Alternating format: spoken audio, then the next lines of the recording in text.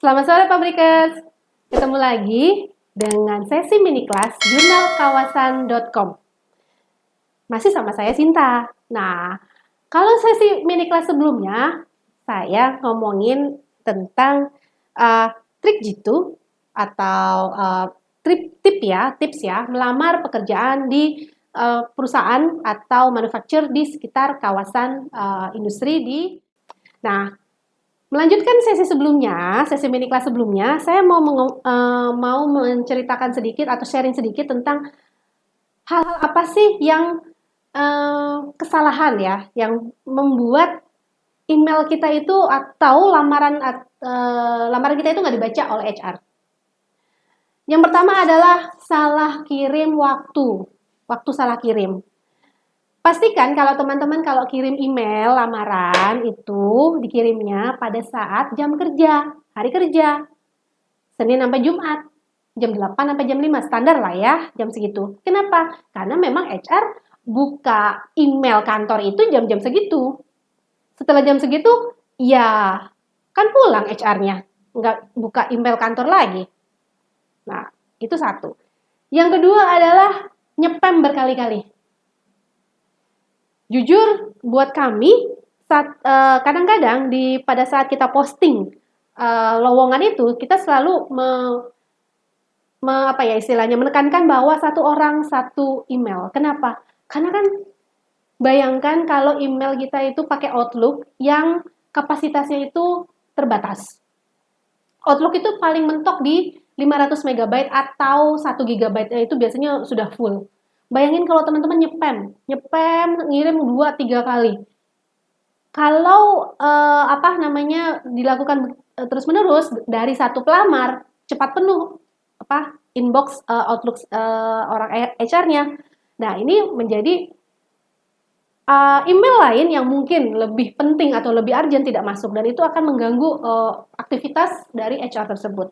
Jadi kalau bisa ya bukan bisa, memang harusnya adalah kirim satu email ke satu perusahaan, tidak perlu berkali-kali gitu. Terus tadi sama jam pengiriman atau waktu pengiriman. Terus kesalahan yang ketiga adalah menanyakan progres atau hasil interview atau hasil tes itu terus-menerus. Jadi misalnya teman-teman sudah tes gitu, terus nanti diinfokan 2 minggu sesudahnya misalnya. Sudah 2 minggu itu memang hak teman-teman sih nanya, karena memang kita juga mohon maaf, ada juga HRD yang ghosting ya. Ghosting tuh maksudnya bilangnya mau dikabarin setelah 2 minggu tapi menghilang istilahnya tidak ada kabar. Nah, itu boleh menanyakan, tapi cukup sekali saja. Kalau tidak ada jawaban ya relakan saja, ikhlaskan, berarti memang Anda tidak lolos gitu. Nah, itu sebenarnya kalau teman-teman bertanya terus-menerus dan tidak ada tanggapan, nah itu juga sudah menjadi nilai negatif buat kami para HR. Kalau orang ini sebenarnya dia tidak menerima jawaban bahwa kalau Anda tidak dijawab sekali, nah, tidak menerima, dia akan menanya terus. Nah, sepertinya orang ini tidak terima dengan jawaban no gitu. Terus kalau kita ngomongin tadi masih ngomongin soal kesalahan-kesalahan ya, yang pastinya kesalahan dalam CV dan cover letter itu sendiri. Kemarin saya sesi sebelumnya saya sudah bilang CV yang baik itu seperti apa. CV yang baik saya review lagi ya. CV yang baik itu pastinya harus meliputi identitas diri, harus jelas. Nama teman-teman kalau memang ada gelar, terus alamat pastinya, baik itu alamat sesuai KTP atau alamat tinggal sekarang. Terus ada nomor telepon. Ini penting banget karena kalau misalnya teman-teman lolos untuk screening administratif, teman-teman akan dihubungi, baik itu melalui telepon atau melalui email. Pendidikan. Pendidikan harus ditulis sekolah, jurusan IPK.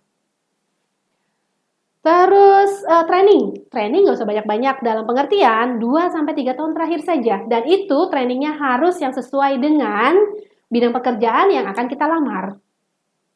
Berarti kalau misalnya saya pernah nih Bu, saya training misalnya.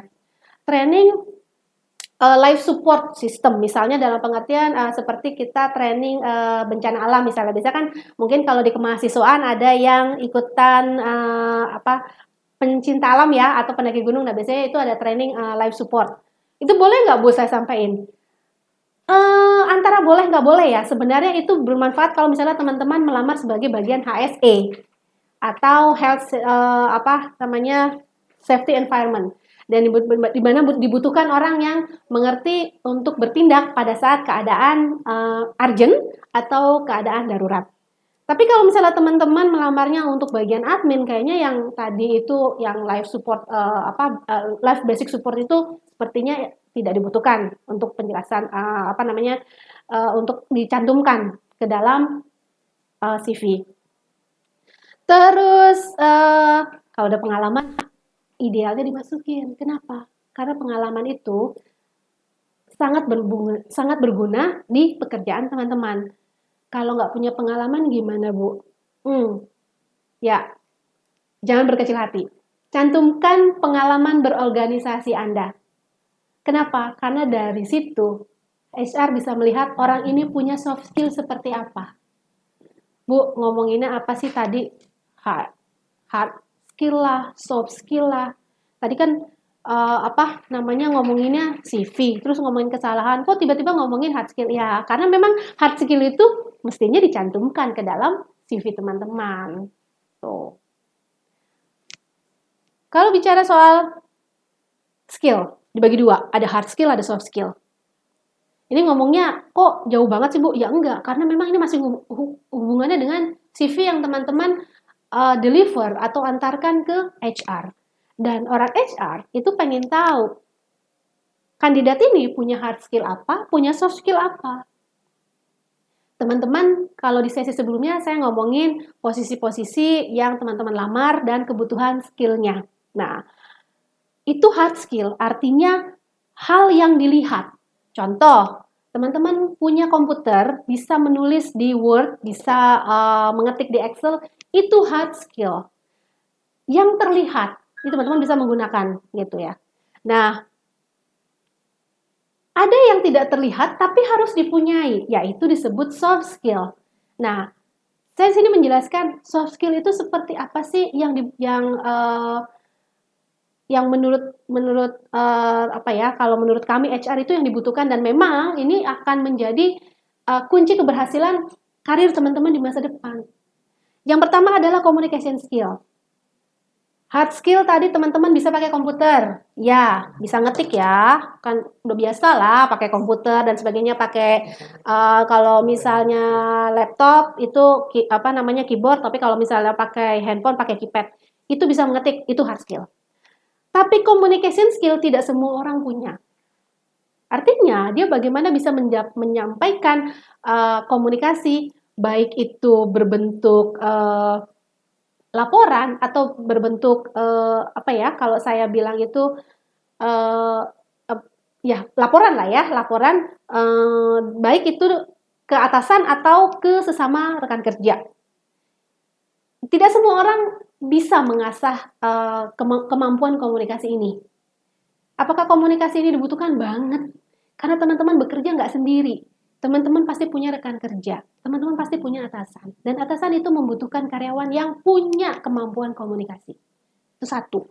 Yang kedua, leadership, kepemimpinan. Berarti saya harus punya anak buah dong? Iya. Mudah-mudahan kedepannya teman-teman punya anak buah atau setidaknya punya kalau saya bilang tuh punya atasan yang mendukung teman-teman untuk meningkatkan karir ke depannya. Karena kalau bicara soal leadership itu soft skill, kenapa? Karena kalau bicara leader kan atasan ya. Kalau atasan itu bos ya. Nah, kalau leader, saya punya prinsip gini, kalau leader itu udah pasti bos atau atasan. Tapi kalau atasan belum tentu leader. Kenapa? Karena leadership itu tidak semua orang punya sifat seperti itu. Bedanya apa, Bu? Bos sama leader. Kalau bos itu biasanya tinggal nunjuk, tahu beres. Tapi kalau leader biasanya bekerjakan bersama-sama dan hasilnya itu dan tidak hanya orientasi hasil, tapi juga orientasi proses. Yang ketiga, teamwork. Kenapa? Karena teman-teman bekerja tidak sendiri. Kalau sendiri berarti teman-teman wirausaha, ya. Terus well adapted. Nah, ini yang kadang-kadang tidak semua, kalau saya bilang ya, generasi milenial ini punya skill ini. Well adapted. Jadi kadang dia tuh masih susah untuk beradaptasi dengan lingkungan baru.